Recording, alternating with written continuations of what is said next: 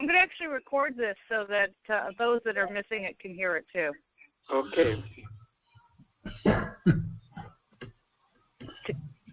Go right ahead, Frank. All right. I'm a physician that left research and practice of medicine in 1980 to get into the biotechnology industry, and I've been there ever since. I'm what's called a serial entrepreneur. I've done a handful of startups that have varied from agricultural biotechnology to drug delivery to now diagnostics. About 10 years ago, I met Mark Green, who's a very well-known medical scientist at the University of Pennsylvania. And Mark introduced me to HER2. He's the guy who actually first discovered HER2 and discovered that you could treat it with monoclonal antibody biological drugs. And he asked me if I could help him commercialize some of his business, and I got very interested in the HER2 diagnostic, and you'll see that the business is starting there but expanding elsewhere. So we opened a lab 2 years ago. We're basically a handful of development people, and then we went forward and got FDA CLIA certification for our lab. That just came through at the end of August, and fortunately, at least for me, I was introduced to Marion, and I'm looking forward as my associates for Marion to handle the sales and marketing side of the business. That will work out really well for us. So we'll discover tests. We'll get those tests to market. We'll run the tests in our CLIA lab, which is a national reference lab, when appropriate, and Marion and you folks will do the rest. How's that for an introduction, Marion? Works pretty good for me. All right. Marion and I have never done a presentation together before, so let's see if we can do it, starting with the first slide. Our primary goal is to improve breast cancer care, and we're doing that by offering evidence-based diagnostic monitoring. Evidence-based is the key word here, a very important point with medical oncologists, in fact, all physicians. If we look at the next slide, we're in a suburb of St. Paul, Minnesota, Roseville. There's a lot of medical device companies around us, very few companies in the Twin Cities that do pharmaceuticals or diagnostics. But the idea here is a very simple test that's relatively inexpensive, and our first offering is HER2. That's our brand name for what technically is called a quantitative serum HER2/NEU, NEU, ELISA. And that's what we're going to be talking about. And in your audience are medical oncologists, breast surgeons, interventional radiologists, the contact point for women with breast cancer.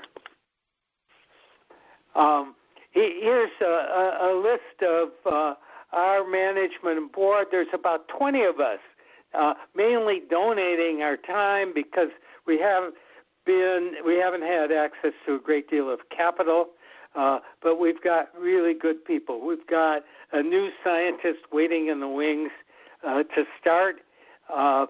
Mark Green, who I just told you about, is the co-founder. Dr. Dudek is a medical oncologist who is at the University of Illinois, Chicago, and at Regents Hospital, part of Health Partners in Minneapolis. He's actually spending half a day a week at each.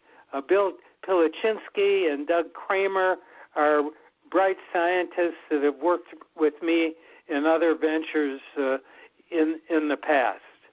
The next slide, competitive advantage. We think we can do a lot. Actually, HER2 serum testing has been around quite a while, but it's been buried. It's been the property of the companies that make diagnostic machines, and it's never really been promoted. And we can do that, and we can do that by creating brand recognition and what, in effect, is a restart for the product. And our product, this product, the HER test, and a couple of products that we're going to be looking at this afternoon, they all represent the edge of where the technology is. The next slide I'm skipping over, test menu. So our long-term, short-term, long-term, our goals are to get HER test cooking. Our second product will be an ELISA for PD-L1, the checkpoint inhibitor.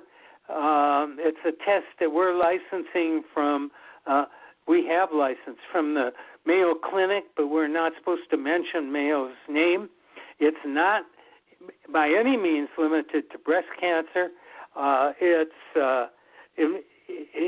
prominent in the understanding of kidney, lung cancer, melanoma, and other cancers as well. And, I've just met with a handful of oncologists this past week, and they're all drooling about the PD-L1 ELISA, although the data, the evidence for its usefulness in the clinic is scanty at the moment. But it's coming, and we're coming. We use a manual ELISA test in our lab that takes 6 hours to perform. You can perform quite a few at the same time, but still, this can be done on a desktop machine. We call that machine Marty. We get it from a company in Minneapolis, actually, and it will be replacing a 6-hour ELISA with an automated procedure that takes an hour at best to perform. And it will run even several different markers at the same time.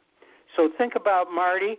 That's going to be used in our lab. In the end, Marty uses what's called microfluidics, and it's a system for miniaturizing these kinds of tests. And we think that because when you miniaturize it, it goes fast, we can take this technology to the oncologist's office. To give it a name, we call that HER-Check, and we're looking to bundle several diagnostics into one cartridge.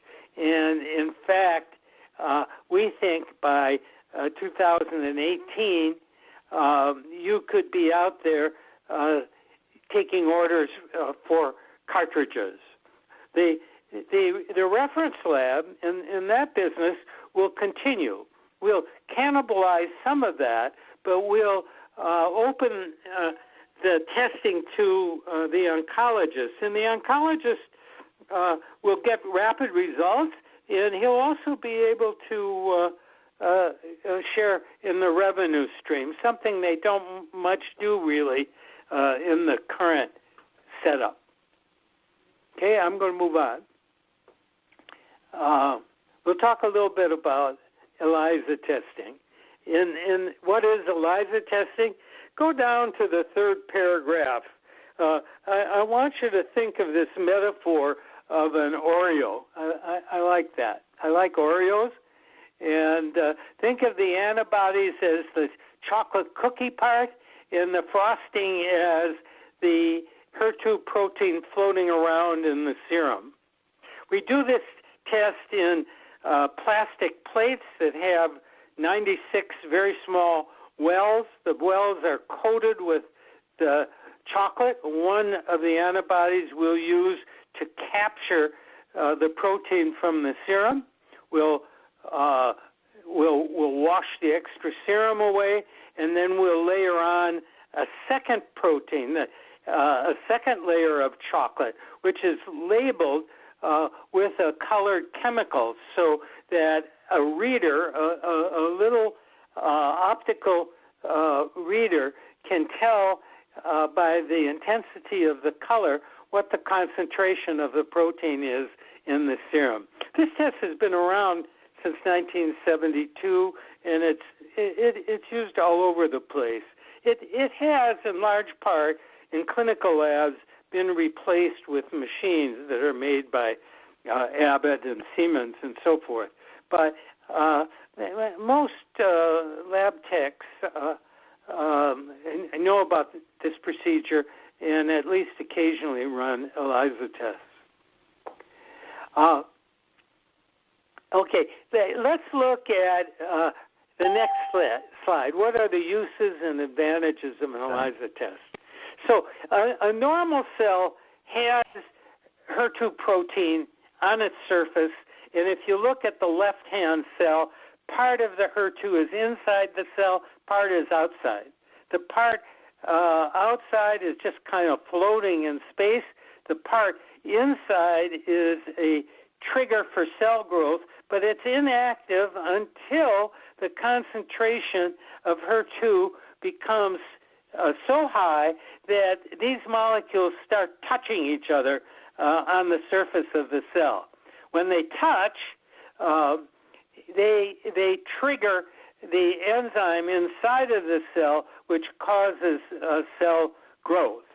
They also break off into the bloodstream, and that's where we can measure them. To measure them is extraordinarily accurate. It's very specific. There are no false positives. It's quite inexpensive. There is a CPT code. The CPT code is $90. That's kind of low, but I've talked to lab directors and oncologists, and they can live in the framework of our pricing and that CPT code.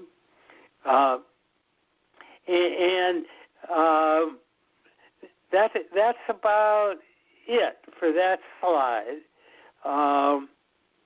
Let's look at the next slide. Okay, let's talk a little bit about breast cancer. I'm supposed to be doing this with Marion, but Marion's not talking very much. You're doing a great job, Frank. Thanks, Marion. This is a common disease. I gave a talk a couple years ago at an investor conference, and the first thing I did was ask everybody who has a friend or relative with breast cancer to raise their hand. And, there were about 400 people sitting there, and 70% of them, more maybe, raised their hand. We all know somebody that has had breast cancer. There are about 280,000 new cases every year. About 40,000 of those are called DCIS and require only minimal treatment. Of the other 240,000, about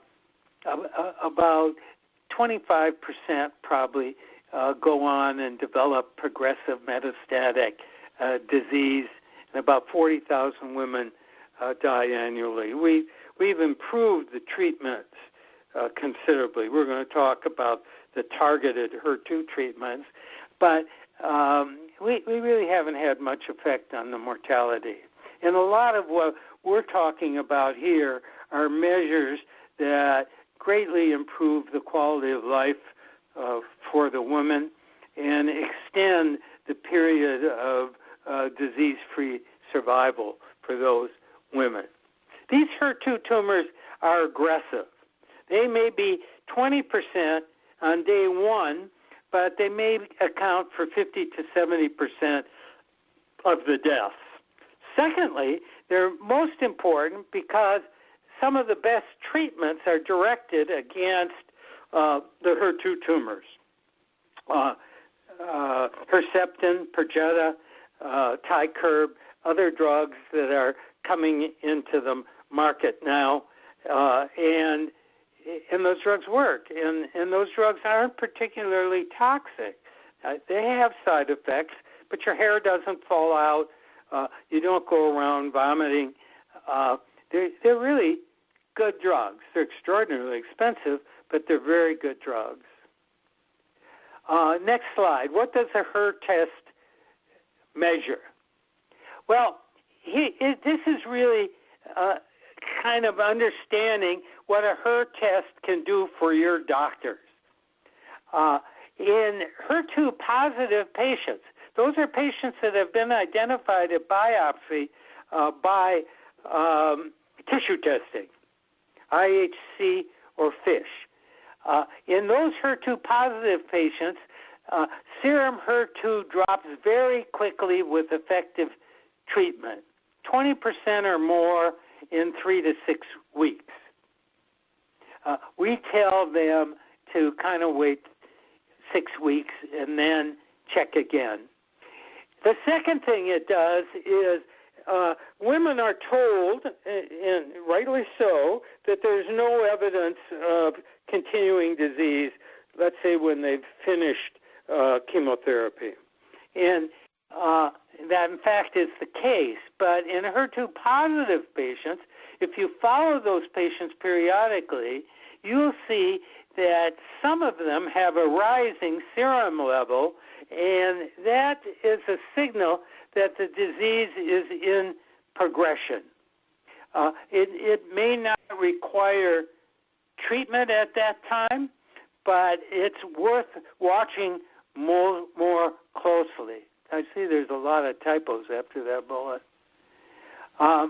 The third important thing, and this is really probably your number one selling point out of the chute, and that is women thought to be HER2 negative, women that have metastatic thought to be HER2 negative disease change. They develop hidden or occult HER2 metastases, and they will often become apparently drug resistant to conventional therapy, but if a targeted drug is added, they will improve. They have a bad disease. They're, in all likelihood, eventually will succumb to that disease, but they may experience a prolonged remission with targeted treatment. So HER2 negative women who have developed HER2 positive metastases identified by serum testing. It can be identified by biopsy, but it ain't so easy to go in and get bone marrow and brain tissue and so forth. The serum test is very valuable. Here are 3 references that I think are the most important. On the patient report form, there's a list of 6 or 8 references. The last reference, this paper that came out of Australia in March of this year from C.K. Lee, is really important, and we're going to look at that in a minute. At the breast cancer meetings, annual meetings in San Antonio in December, there was an abstract from a German group, and they did a good study of these hidden HER2 tumors. That could be, I don't know, it's a large number. Could be half of the deaths. A great review article is written. It's long. It's fairly technical by Molina in 2012. He's a medical oncologist from Barcelona who routinely monitors serum HER2, and this is a good article for your docs that are interested in actually reading. The next slide, how HER-test helps BC management. So the issue is utility. Is this useful? Is it creating information that is actionable? Those are the key words. And there are 4 criteria that medical oncologists seek when they pick a test. One is the prognostic. Will it tell me that my patient may do better or not so good? And the answer here is yes. Is it predictive? Can it help me pick out drugs that will work? And the answer is yes. Is it unrelated to tumor size? A lot of docs follow CA 125 for ovarian cancer, and it goes up, but it's basically just a function of tumor size. Some breast oncologists follow CA 15-3, another marker in the serum found by ELISA test, and it too is a marker of tumor size, not of some predictive or prognostic quality. Lastly, is this independent of tissue HER2? Why should I do this? Why don't I just do tissue HER2? Well, the answer is, and we're going to look at a little information, that this is an independent marker. Weird, but true. We can talk more about that later. The next slide, how HER-test helps BC management, is kind of a graphic algorithm of when to test. The purple boxes, baseline HER-test. I think every woman at the time of diagnosis deserves a serum HER2. That record in her chart, that test might often be ordered by an interventional radiologist or breast surgeon, and something that happens before the patient winds up under the care of a medical oncologist. So I think women, whether they're tissue positive or tissue negative, left side or right side, deserve a baseline test. If they're tissue positive and they're receiving treatment, targeted, probably any kind of treatment, then they should be checked during neoadjuvant and adjuvant treatment. And at frequent intervals, we suggest every 6 weeks for that first 18 weeks or so of treatment. On the right-hand side, if they're tissue negative but they have an elevated baseline, then they need reevaluation. You need another tissue biopsy and a reevaluation. If their HER test falls within the normal range, you might check infrequently, maybe once a year. More frequently, if you see evidence of a rising serum HER2, which doctors are beginning to call a phenotypic shift. So the tumor is behaving like, and it is, a HER2 tumor, not a HER2 negative tumor. So this is a helpful picture for the oncologist. The next slide is 2 graphs. This is pretty complicated, but it shows that in HER2 positive women, if they have an elevated serum HER2, they do better with the drug lepatamid, which is a second-line drug actually, than if not. And it changes the median progression-free survival from 3.6 months to 6.5 months. It almost doubles it.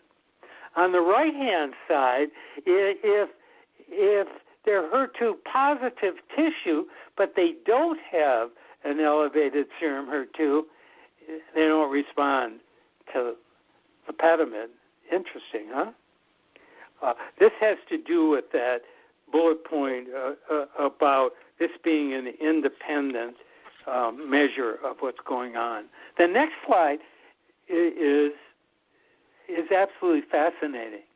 If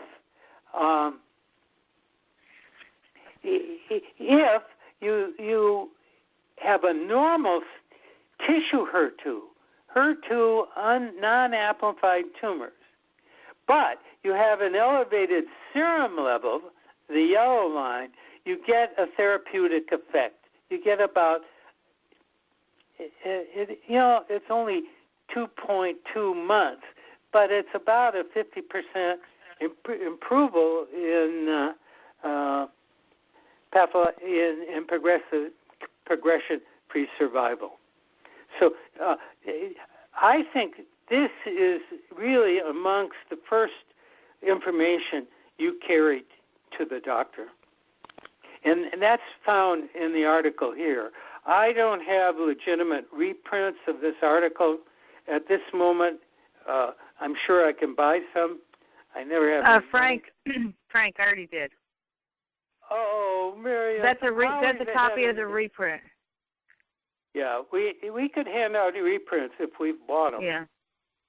Yeah, that's the full reprint. I mean, I only put the front page on it, but that is a reprint.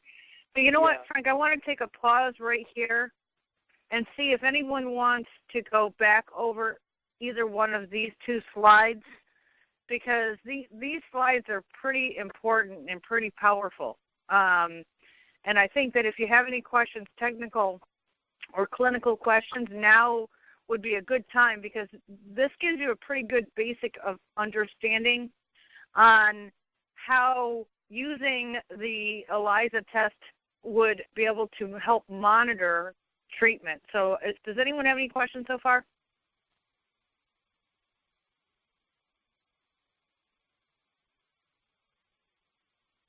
All right, I'm going to go on. Let's go on then. I'm on the ASCO poster. There you go. Oh, you're on the poster already? We're not going to go over the article? Okay. Yeah, I'm on the poster. That comes from a German group. It's not a large study. It's only, 35 patients. But it's the fourth or fifth such study that's been published. And they all show the same thing, that there's a large population of women that start out HER2 negative and become HER2 positive. Offering this information to your physicians helps to make that point. Although I met with a medical oncologist yesterday, and I see now, after I've been meeting with him regularly over the past 3 years, that he hasn't read this article or this poster or the C.K. Lee article, but he's aware already that this is going on. This is happening.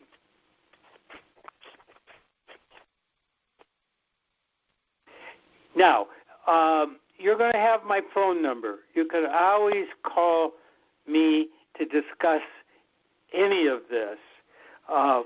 When you get out to the marketplace, you'll want to call me, or I want to communicate with you through email individually, because many of you are in territories where I've spoken with physicians and made connections, and I want to share those with you, and actually that'll be an ongoing exercise. But almost all of you are in territories where I have visited or have some professional connection that can be of help to you. Let's talk about PDL1, Programmed Death Ligand 1. Here's what's happening. And, we had a I sponsored a little conference, one-day workshop in Sonoma, the town of Sonoma, Northern California, in March of 2015. And I had, a year and a half ago, and I had 3 speakers. One is a woman from the Mayo Clinic who's absolutely the world's expert on HER2 breast cancer, clinical expert.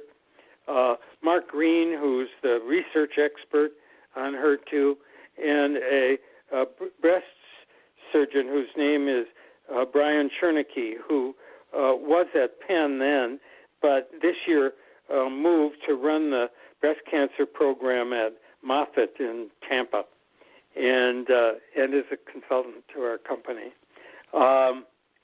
Each of them. Excuse me, one second, Jeff. Jeff, you heard that, right? I did, yes. Figured I'd catch you on that one. We want to talk, not today, but anytime thereafter. To me, it was like that parable about where you touch the elephant. If you touch the elephant's trunk, you think that elephants are trunks. If you touch their back tail, you think they're tails. Each of these, they're all physicians, the 3 of them, came at the same subject from a different angle. Edith Perez looks at breast cancer under the microscope and sees that it's infiltrated with tons of lymphocytes. What are those? We'll talk about what those lymphocytes are doing. Dr. Chernicke has made a vaccine against HER2 breast cancer, and he is studying the mechanisms that tumor immunity use to contain and make breast cancer go away. It's pretty exciting and not well-known program. Dr. Green looks at the molecular biology of it. What molecules from the tumor, what molecules from the immune cell are important to make all of this work. And what's emerged from all of this is an interest in drugs in this system that's PD-L1 and PD-1. PD-1 is the receptor that's on the tumor immunity cell, which is called T cell. And we've got at least 2 drugs now, Opdivo and Keytruda, to treat those kinds of tumors. The PD-L1 is the protein that the tumor releases to make the T cell, to disable the T cell. And the first anti-PD-L1 drug called Tecentriq was very recently, and I think in August, released by Genentech and Hoffman La Roche. And it's PD-L1, because it's released from the tumor, that we're focused on. And it turned out that Dr. Perez told me about a researcher at Mayo who had a blood test for PD-L1, and it took a while, but we've now licensed that blood test. I'll be down in Rochester in November 18th, and I'll be bringing the reagents for this test back to our lab, and we'll move along as quickly as I can because there's an enormous amount of interest in the oncology community for such a blood test. Now I'm looking at the actual slide. I think we covered this slide, don't you, Marion? Why consider PD-L1 testing?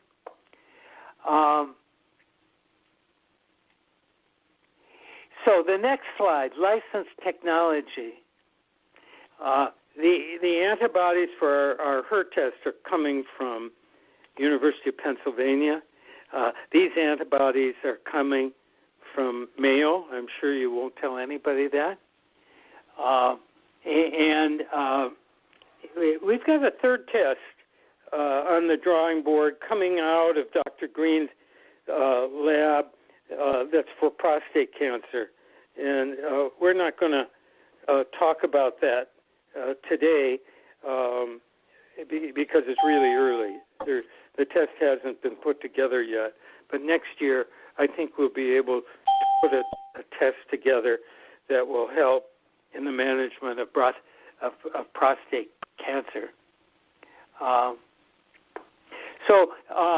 Actually, this week the FDA gave final approval to the drugs Opdivo and Keytruda, and the use of those drugs is related to PD-L1 tissue testing of the tumor, and we're going to explore serum testing, not as an alternative, but as an adjunct to tissue testing. Now I'm on a slide that says state-of-the-art technology, ELISA testing platform, and I'm going to the next slide. Well, so we use a manual test. We use a plastic microtiter plate that has 96 small wells. It's as I said, it's a very accurate test, but it's slow. It takes 6 hours to run. Now, we can run multiple tests at the same time. Our single lab technician could run 240 tests during one shift of 6 hours. But the world is moving to machines that are called microfluidic testing. And they've reduced the testing to and put it in plastic cartridges in very, very small samples. And the tests can be run in an hour instead of 6 hours, which is kind of cool, super nifty. And you could, in this case, you could run 72 patients in one cartridge in an hour, or you could have a cartridge that measured 4 different biomarkers from 4 different patients, all within that same hour. And we're going to convert our laboratory to this machine over the next year or so, and we're getting ready to do that. The machine's actually made, well, I don't know where it's made. I think it's made in Connecticut, but it's the company that makes it is owned by a company in Minneapolis, and we've been meeting with them regularly, and we're getting ready to bring one of these machines into the office. So once you can do it that fast and in this small format, then let's take it to the doctor's office. I don't know if we'll move Marty to the doctor's office. There are 4 or 5 of these microfluidic machines that exist. I talked to the CEO of a company in Florida today.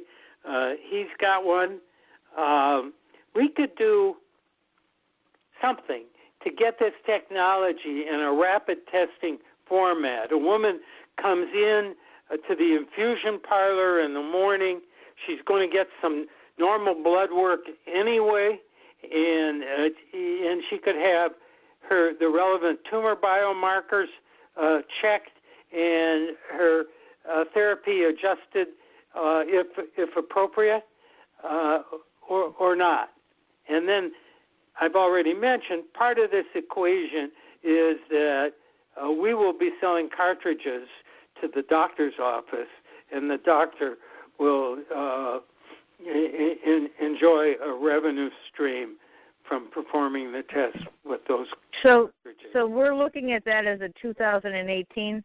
So that gives you guys a second selling model. I don't know how fast we can go. Yeah. It's not entirely we've got a money issue, but it isn't just money.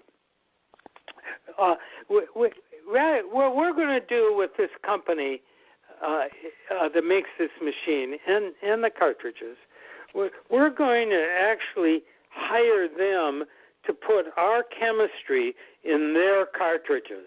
So we own the chemistry. You might understand the value of that, rather than using their chemistry or chemistry from some third party.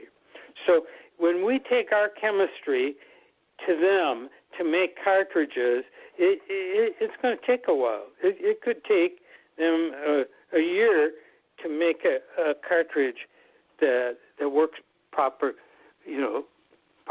We just don't know about that. Now, do we want to do that work in the Minneapolis company? Do we want to work, there's a Japanese company that I'm in love with their cartridge. I've got a meeting set up in early January in San Francisco with those people.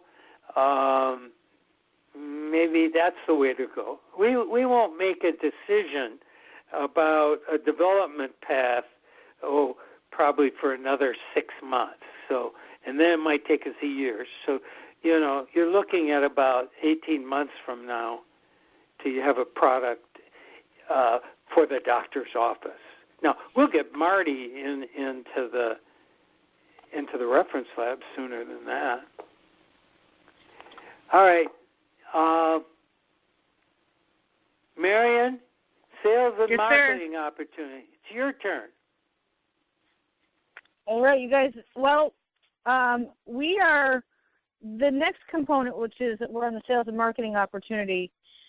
We're looking at this market as approximately about 4 million tests annually that could be generated with a HER2 test in conjunction with IHC, FISH, all other diagnostics. This is a component of the market in a niche where it could be used to monitor patients therapeutically during the course of treatment. So this is a pretty abundant market, and really it's been sitting there for a while, and no one's actually tapped into it. And now with the most recent studies that have been coming out that show the accuracy of this test and this forgotten technology, we have an opportunity to seize the moment and utilize it. And with today's atmosphere in healthcare, and you guys have known, I've said this over and over again, where patient outcome and how doctors are going to be paid in the future based on Affordable Care Act and moving forward with PQRS and MACRA, we're going to see doctors are going to want to make sure that they're giving the best possible care to their patients. They're going to be far more on top of their patients and monitoring their treatment and to try and find optimal care. So the stars are lining up for models like this. And that's what's pretty interesting. The other component of this is if you look at this pricing list, we're tossing around some pricing numbers. I've thrown in some numbers in here because we've gotten numbers all over the place as to what the price point would be for this test, what the value of this test is. And quite frankly, Marion, this is Marion's third or fourth iteration of this slide, and every time I look at it, the price goes up. We're like, let's make a deal. There'll be some discounting.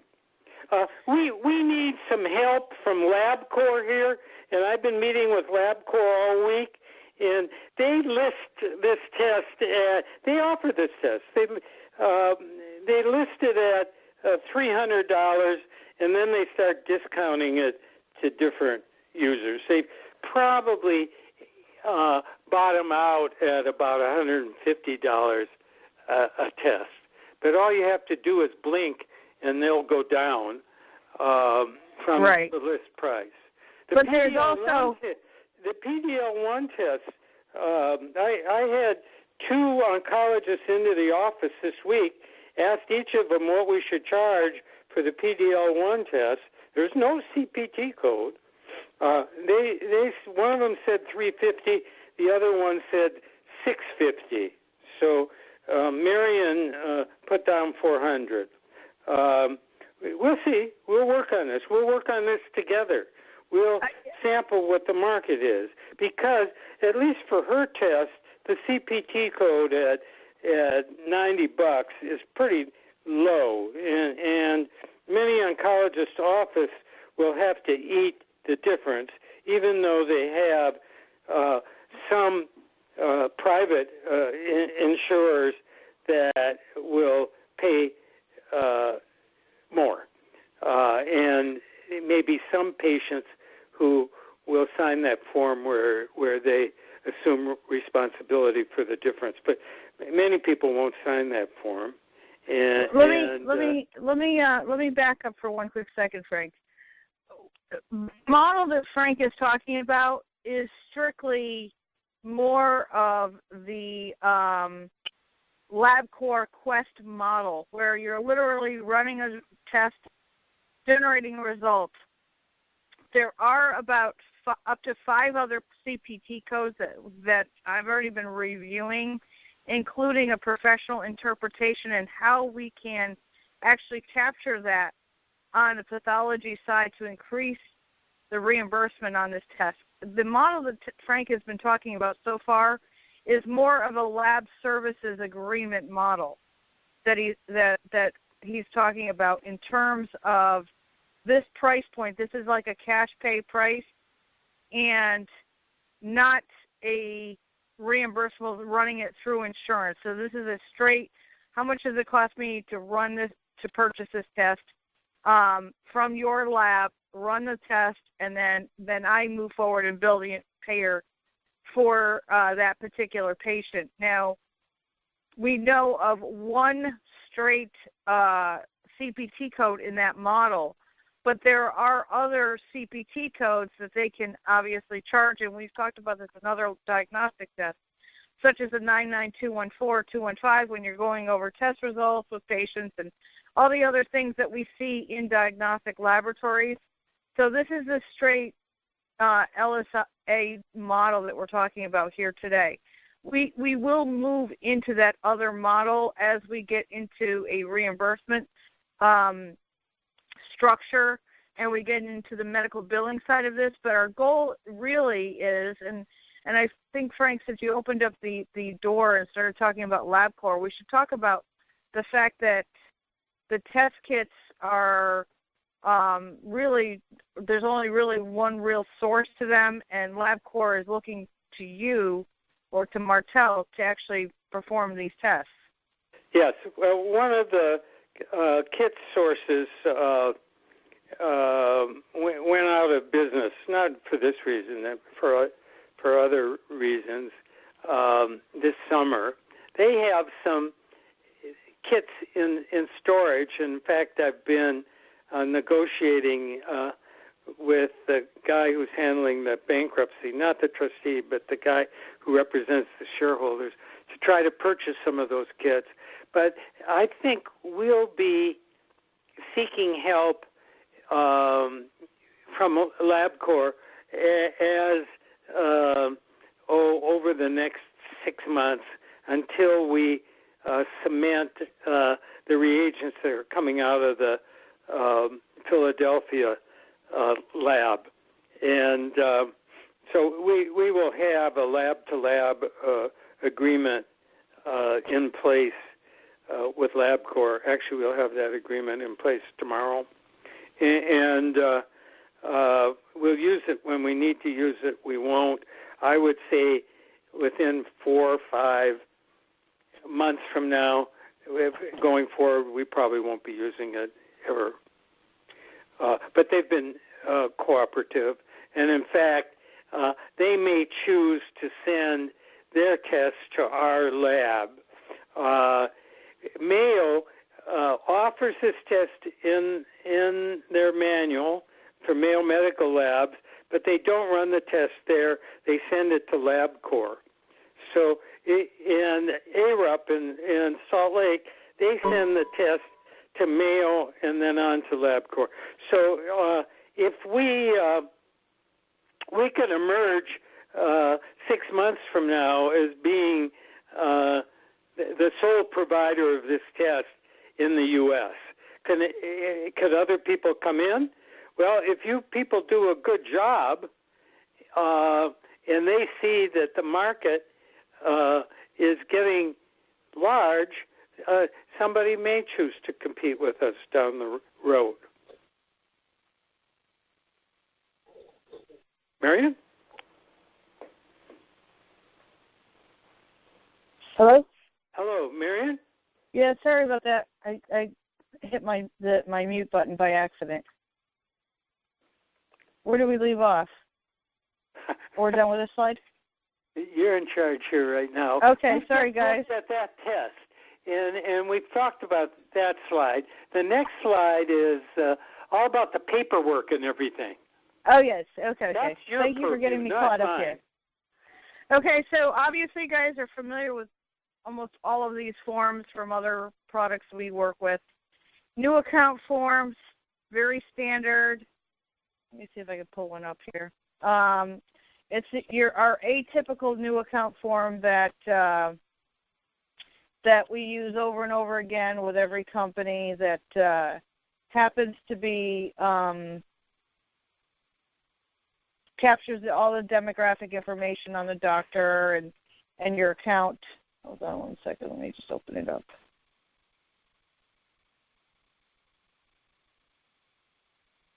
Where are you? I'm actually going to pull it up on the screen if I can get it up here. Hold on one second. I'm going to show everybody the larger version. So obviously this is inputable. You guys know the drill on this. Captures all your facility information, send it all over to us so that we can get the account set up in the office and in the lab. Your personal information's in there. Billing contact. This form right now is primarily for those lab service agreement accounts. Obviously that's why we need to know who we're going to be billing for the test.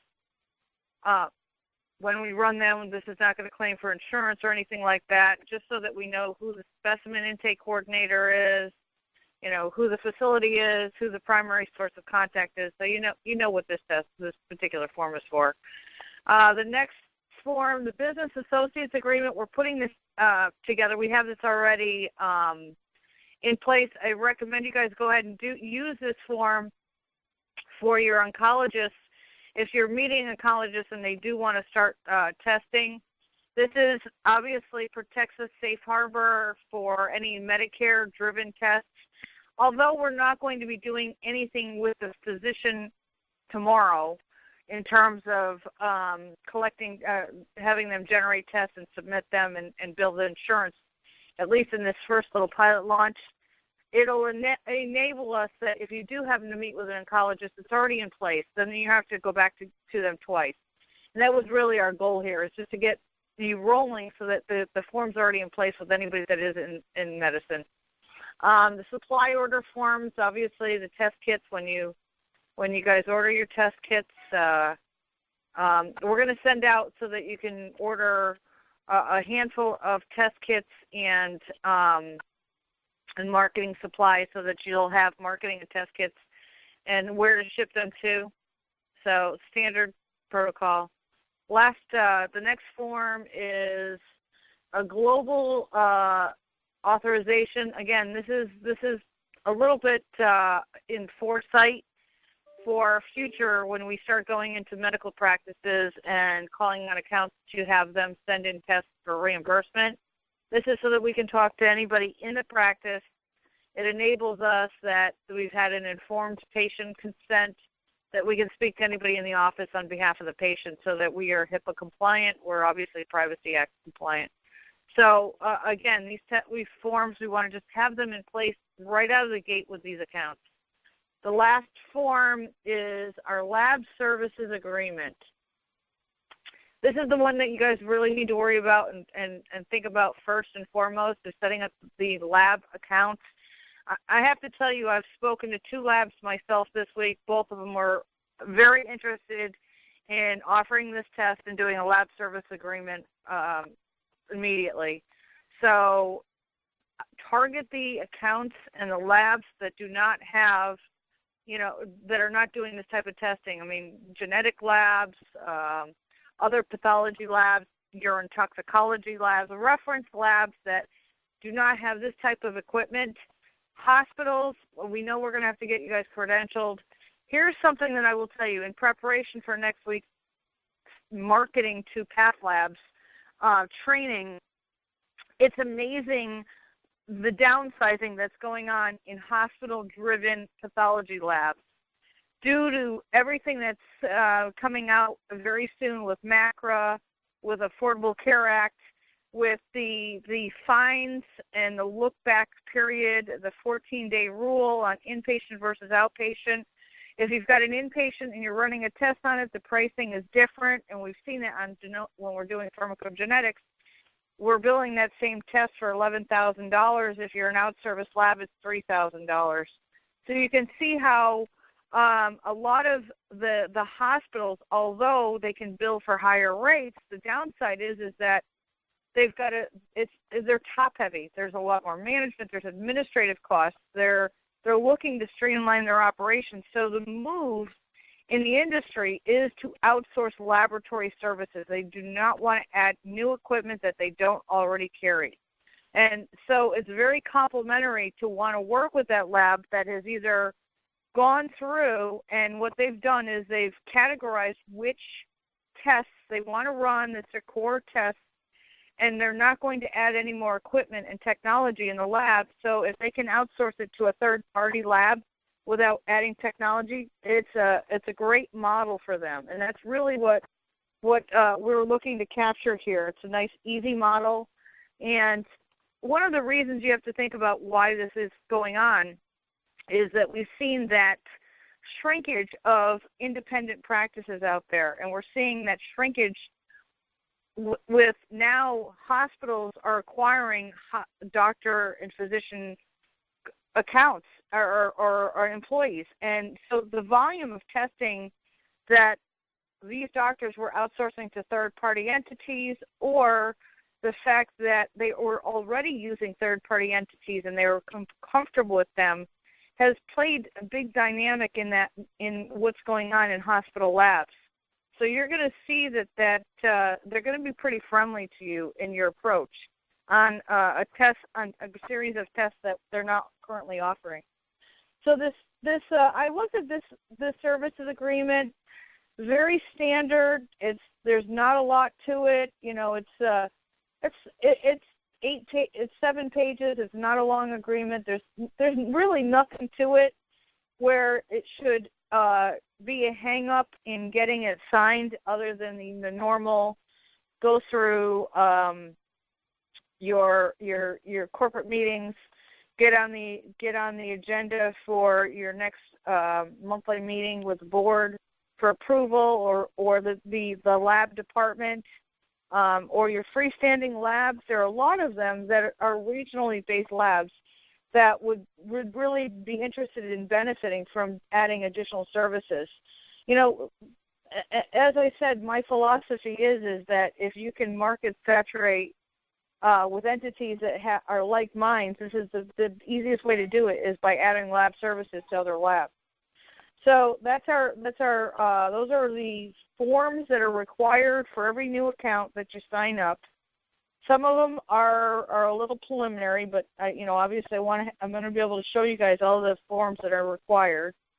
The next thing is, this is what our test kit looks like. So I threw up the supply order form again in this screen, but Marianne? Here's our test. Yes, go ahead. I have a question. I'd like to address. I know that I have 3 LabCorp labs in my area. I don't know if any of the hospitals are using them for this particular test at this point in time. But my question, I'll tell you how LabCorp works it. Pretty much like we do. They just triage it. All the tests are being run in Burlington, North Carolina. Okay. But my question is... Nothing's run locally. Yeah, my question is a little different, though, Dr. Pat. It has to do with if I go into the hospital and get them to sign a agreement to, send their tests directly to us, would we be interfering or create a problem with LabCorp? Because, not at all.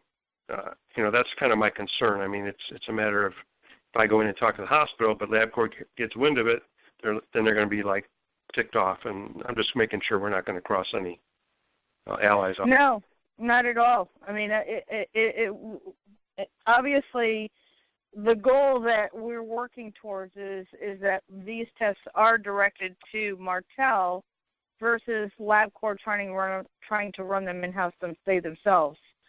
So if that's the case, and we actually are able to put that deal together, then it wouldn't even make any difference. Whether it's you or LabCorp, the business would still come in. And one of the things, and Frank, if we do end up with a LabCorp type agreement where we are going to be running the testing for them, one of the things that we should talk about, and we haven't talked about this yet, but we should, obviously Brad has 3 LabCorps right in his region. Those would be automated and sent in, and how we would work that out is, he should still get credit for anything that comes out of that. It's a good question. Certainly in the early days, we're not going to have any objection from LabCorp. We have a very strong kind of regional sales manager, new business development guy in the Twin Cities. He was over the other day. I'm going to ask him if we can't get some kind of LabCorp-wide directive so that the hospitals don't get hassled for sending us the work. That might be helpful. Yeah, definitely. So does that answer your question, Brad? It still leaves some open areas, but, certainly is a question I'd like to know, not only from the fact that if they're already using them, I don't have any objection if they continue. The objection is how are they going to track commissions and things like that. So it kind of comes across the other side as well. But again, I know that I'm, a little bit early on asking this question because I don't know the relationships. Good. Absolutely. We'll work on it. We don't have a complete answer either. Yeah, okay. Well, and obviously you know what my goal will be. Understandable. Yeah. Take care of my own first. All right, so this is our lab requisition form. This is about the simplest lab rec form I've ever seen in my whole life.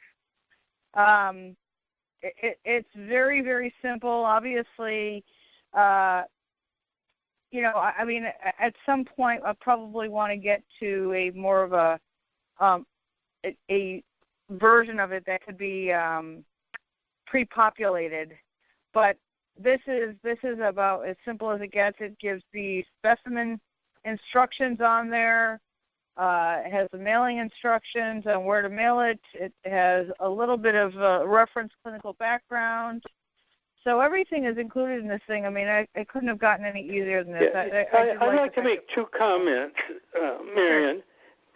First of all, the packaging materials that you will have, that your hospitals and clinics have, come from a company in High Point, North Carolina called GBF, and they're stowing our inventory of styrofoam boxes, test tubes. Eventually, the blood serum gets into what's called a transfer tube, and that's what's sent to us in one of those styrofoam boxes inside a FedEx mailer, and we actually use GBF's FedEx account, so we'll have an accurate accounting of who's sending us blood tests. And GBF is holding those boxes in groups of 10. So when you sign an agreement with a hospital, they will ship to you 10 sets of shipping materials. So That's important. The second thing, when you get to that requisition form, we're running ELISAs on Monday. So we're suggesting to the hospital or clinic that they ship to us on Wednesdays. And in between times, they can just keep the serum samples in their refrigerator. This is a very stable protein and will not be damaged in the least if the blood is just the serum is separated, stowed, and then shipped to us on a Wednesday.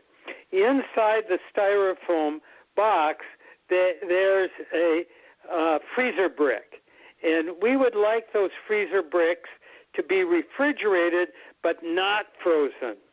It's better even to see it warm up near room temperature rather than to freeze in thaw. So refrigerated freezer bricks, Wednesday shipping. That's it, Mary. Okay, give me 1 second. For some reason, there's a delay. Okay, so I have set up and put together a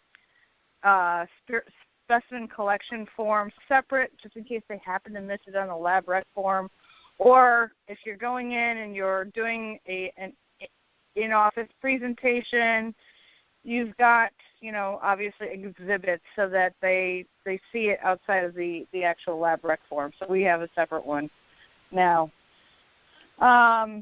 This is the patient results report. Whoops, sorry. Stupid things, pretty easy.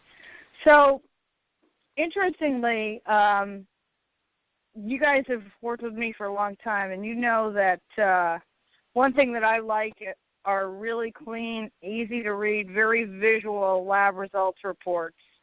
And Frank was kind enough to allow me to have some leverage and latitude here. They were using a little bit more of a standardized version that looked very similar to a LabCorp request results report. And to me, one, it gets lost in translation amongst, thousands of other tests that come through their fax every year. And two, we're marketers. We're in the business to market. And so, and three, we want it to be very, very easy to read. And so I redesigned this for Martell, and apparently it's gone over pretty well. So it isn't blue in person, but for some reason on the way it copied into the PowerPoint, it looks blue. It isn't, though. So obviously the top part of this has the results report, color-coded, shows your actual, and Frank, maybe what you could do it for me is actually go over what that 8.267 means. Yeah. To get into the details, the tests we run have an upper limit of normal of 12.8 nanograms per mil. When you see the articles in the literature, you'll see that they're all based on a value of 15 nanograms per mil for an elevated serum HER2. So, and there's a paper listed here out of Germany. The senior author is Witzel, and she will tell you that anything above 10 is actually suspect. So Mary has created kind of a yellow-orange zone here to get people's attention. And that's it. 12.8 cutoff, 15 nanograms clearly elevated, something between 10 and 15 bears further study. When you really see elevated ones, and I've been looking at some patient data with some oncology friends, when you look at these, you'll see that it's not uncommon in a woman with metastatic disease to see values in the range of 30 to 35 nanograms per mil, and then with a good new drug to see those drop very quickly to like 20 nanograms per mil. Still elevated, but much lower than it was. Okay? Great. Okay, let's see. Okay, so who is our call point? I just want to make sure I wasn't muted. So who is our call point? Obviously, on the left side, I've put together a professional peer entities would be our call point, pathology labs, other third-party reference laboratories. Those could be local, regional, national, independent groups, hospitals. There may be breast cancer centers that have their own labs within their organization. So I lumped that category all under the professional peer entity category. And those are specifically running lab testing, have some kind of clinical lab services, but do not have this technology. And therefore, it allows them to run offer this type of testing through using the utilization of our lab. So that's really what this is for. The other side would be breast cancer centers, the physicians themselves, OBGYN cancer doctors, medical oncologists, surgical oncologists, radiation oncologists. I don't know why I don't have that in there. Yeah, you missed the bullet. Interventional I don't know why I don't have it in there, but they should be in there. Very important to us. Yeah, so anyone that is going to be treating that patient, and the great thing about this is, and unfortunately I did miss radiation, but this is measuring the core value of how therapy is performing. So that's why all of these other entities have the ability to run this. So, we've offered other tests where our core business was really the med-onc or frankly, this is anyone that's doing some form of therapy and needs a method to monitor that the progress of that patient's therapy. And in a nutshell, that's really what we're offering is the ability to be able to look at a snapshot of real-time data on whether or not this patient is responding to treatment. And, going into this side of it is, think of it this way, and you guys that did attend yesterday's training, you're talking about doing a fine needle aspiration, you're doing getting a piece of tissue sample, and we've all had the experience of working with organizations like Diagnostics where on the onset of that biopsy, they may have a limited tissue sample, and they end up utilizing that tissue sample and that block and maybe had to have 5 or 6 or 7 slides to get the diagnosis right. There's limited tissue left, and now they're going to have to go back in and re-biopsy the patient. And that's invasive. It takes time to set up that date to have the patient come in for a biopsy. You can run a simple blood test, and you're going to be able to get a snapshot of where this patient is in therapy. So this is a very non-invasive method to be able to monitor, not to mention cost-effective. And these are some of the pointers that I would bring out when you are talking to both laboratories and oncologists. And in the laboratory model, here's the thing. Their whole model is to try to capture and be the universe for that oncologist. They want to capture all the business. So if you can bring them a complementary business that makes them a benefit to their oncologist because it's a relationship, then it's an important opportunity for them to offer another test. And that's exactly what you're doing here, is being able to keep the business in-house rather than sending it out, and they can make more money. And obviously, I mean, although $80, $90 sounds like a small amount of money, multiply that by 4 million tests a year and see what that looks like. then you can see how that could actually generate to dollars and cents. And by the way, it's also works very well with MACRA and PQRS in today's world. So that physician is improving patient outcomes. So that's really our goal here. The pilot launch, obviously, one of the things that I wanted to try and do is really kind of give you guys a map of how I perceive us launching and building out this product line to be able to go out and sell it. And the first is obviously we want you to understand this test, the value of the test, know it inside and out, get to know the clinical studies. Those of you that have worked in other diagnostics that are in cancer, you know that being able to quote data with reference data within a clinical study is always important to know.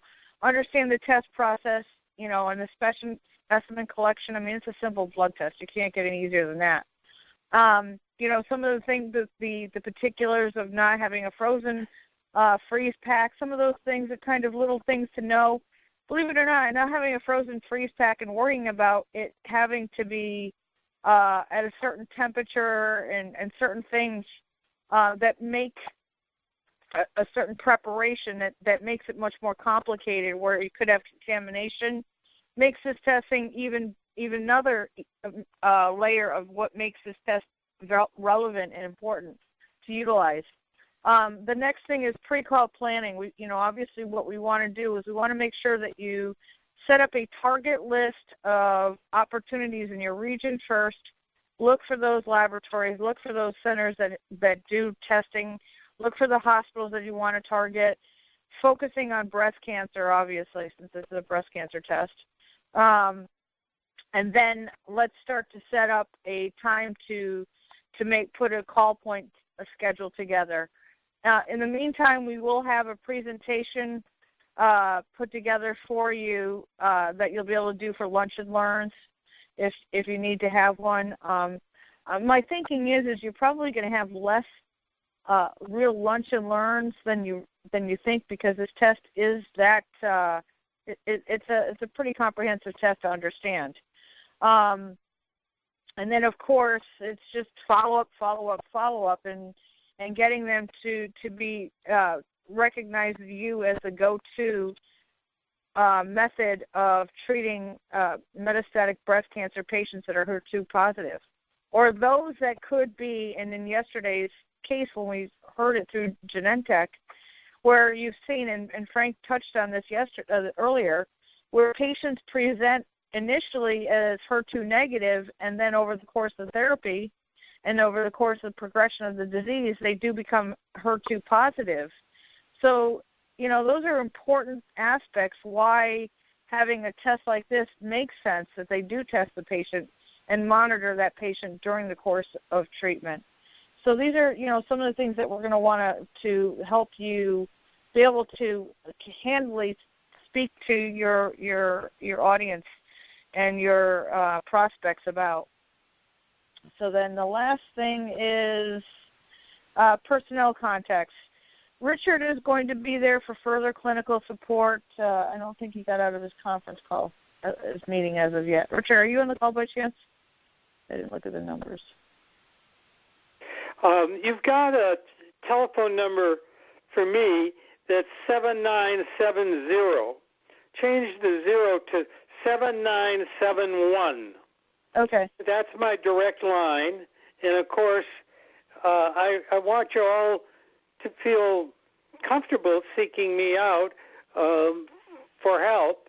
And for you that are functioning in territories where I've happened to have some contacts, I'll pass along that information as quickly as possible. Yeah, and some of the, Frank, you may want to talk about some of the places. I know that you've talked about Louisiana, you've talked about New York, you've talked about, obviously, you want Minnesota. me to talk about that right now? A little bit. Just mention some names, because okay. we've got some reps that way there they'll have an idea. There's a woman, Dr. Beverly Ogden, who is in charge of the clinical laboratory at Women's Hospital in Baton Rouge, and she was an early user of this blood test and a strong advocate. And when I first got interested, I sought her out and spent some time with her. I brought Dr. Green down to Baton Rouge, has a monthly CME dinner for the medical oncologists have a CME dinner, and he spoke about a year and a half ago. I've met with 3 or 4 of the oncologists there. One of them really doesn't want to use this test, but I haven't contacted him in over a year, and I've not discussed the recent papers. And one of them very strongly in favor of using the test, but hasn't been using it very much. So I'm happy to share those Baton Rouge contacts. As we've mentioned earlier, Dr. Chernicky at Moffitt could be very helpful. He's a very busy guy, but he could help us, help you make contact and get going at Moffitt. There are docs in New York City. There's Francisco Esteva at NYU that I've met with and had lunch with. I'm working on a guy who runs the breast cancer program at Memorial Sloan Kettering, but I haven't got a commitment from him yet. In Chicago, Dr. Dudek, who's the director of our company, is a lung oncologist, but he's at University of Illinois, Chicago. A guy by the name of Ken Hoskins is the senior breast oncologist. A woman by the name of Oana Danshu, that's a Romanian name, is a breast oncologist who attended our conference out in Sonoma. There are some contacts at a North Shore clinic that we can put you in touch with. We don't have a lab service agreement, but the University of Illinois has a contract with us, and that covers not only UIC, but it covers Champaign-Urbana, Peoria, and Rockford as well. So the billing system is in place. They also have shipping materials at UIC and at that North Shore clinic, I think.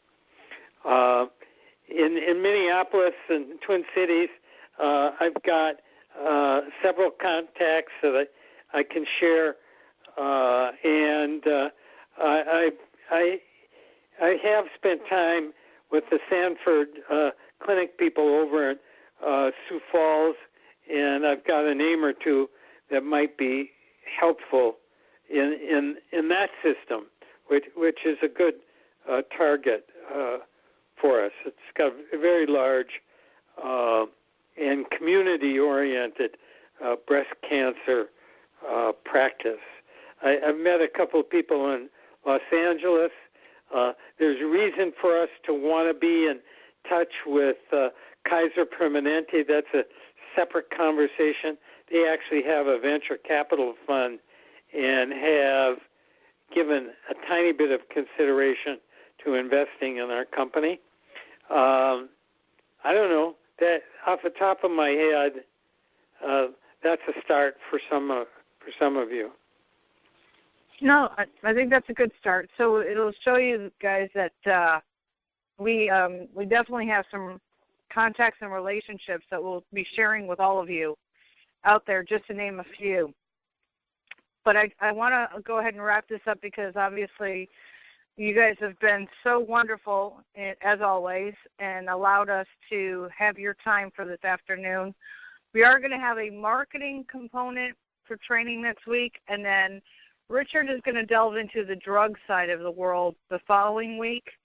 If you have any questions or comments or would like some clarification, feel free to reach out to myself and to Frank. I mean, obviously, I just fixed his phone number, so that you can certainly reach out to all of us. I will send this out. You guys have a copy of this PowerPoint already, so please feel free to go through it. And I look forward to talking to you guys next week. Again, thank you very much, Frank. Marion, and thanks everybody. I'm looking forward to eventually meeting all of you. Great. Thank you, everyone. Have a great day. Bye now. Bye.